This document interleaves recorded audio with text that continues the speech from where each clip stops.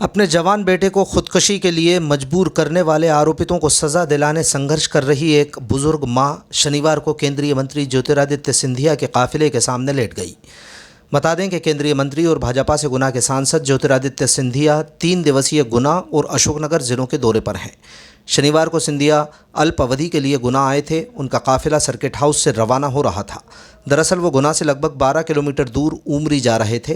तभी circuit house परिसर में बूढ़े बालाजी क्षेत्र में रहने वाली एक बुजुर्ग महिला अनुसुईया नामदेव पहले तो रुदन करते हुए अपनी पीड़ा सुनाने का प्रयास करती नजर आई। उसे लगा कि उसकी सुनवाई नहीं होगी और सिंधिया नहीं रुकेंगे, तो अनुसुईया केंद्रीय मंत्री की गाड़ी के सामने लेट गई। दरअसल सिंधिया का उमरी से लौटकर जन समस्या सुनने का कार्यक्रम था। वहां मौजूद लोगों ने महिला को समझाया कि उमरी से लौटकर सिंधिया जनता की समस्या सुनेंगे, तब जाकर महिला को वहां से हटाया गया।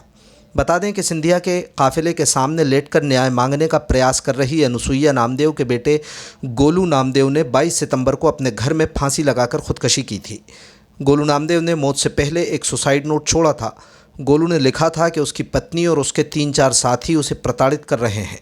वो ऑटो चलाकर अपना जीवन यापन करता था, लेकिन पत्नी के कहने पर उसने ऑटो भी बेच दिया था। गोलू की पत्नी अपने बच्चों को लेकर किराए के मकान में रहने चली गई थी। इसके बाद गोलू परेशान हो गया और उसने आत्महत्या कर ली। तब से गोलू की मां सुसाइड नोट में दर्ज अपनी बहू और उसके साथियों के खिलाफ केस दर्ज कराने की मांग को लेकर कभी एसपी ऑफिस तो कभी थानों के चक्कर काट रही है। तो मामला सर जी है, पत्नी से परेशान था लड़का, और वो चारों गुंडन से धौंस देती थी, मरवा दूंगी, घर आके अलग रहने लेती, बच्चा से लड़का से किराए से रहती थी सर, और फिर मोड़ा धौंस दबाती थी। मेरे बेटा को मरवा दिया बेचारों से। दिन में फरार हैं चारों, पर रोज मार के भग गए उसे। फांसी पर लटका गए, देखो भाई जा रही, और वो उसकी पत्नी और भाग गई सर बात है। और कोई कार्रवाई नहीं कर रही पुलिस, हमारी गरीबन की सुन नहीं रही, न्याय नहीं दिला रही। मेरी लड़का है, हर माता मेरा वही था, मोए पालन पोषण करने वाला कोई नहीं है।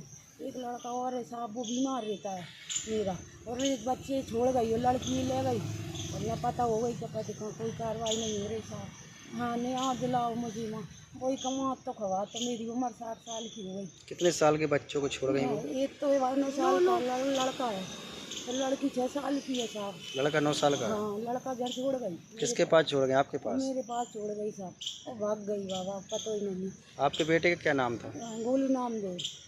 तो इन्होंने क्या है, कुछ सुसाइड नोट भी छोड़ा था? हाँ, वो लिख के गया था साहब, सुसाइड नोट मिला है। हाँ, हमने बस पुलिस वाले ने गया था, नहीं निकाला। क्या लिखा था उसमें? उसमें बेचारों के नाम, उसकी पत्नी के नाम, और तीनों के नाम। पत्नी के कौन थे वो? पत्नी के भैया थे गुंडा भैया, और कौन होते हैं भैया ऐसी गई रंग के भैया थे, गुंडा भैया। बाकी दिल से ही हुआ, तो जब से ही हुआ जन से धोस दे रही थी, बाप दबाव देती कहती थी, बात घर आकर मैं सब घरे उठवा दूँगी। अब हमें दे रहा है सिर्फ हम सोनी धमकी, और उसे कुछ नहीं कर रहा है, घूम रहा है वो तो, और हमें धमकी दे रहा है। आप क्या कार्रवाई चाह रहे हैं? हम जी चाह रहे हैं साहब, इंसाफ यहाँ हो मेरे मोड़ा के संग, मेरे संग साहब, गरीब आदमी। किस पे कार्रवाई चाह रहे हैं आप? विचारों पे, तीनों पे। किस पे? विचारों पे, जिसे नाम लिख के गावे बिन से नेहा दुबे, रानी लोधा, नया दोवे, शिवम सोनी, निकिता नामदेव पत्नी।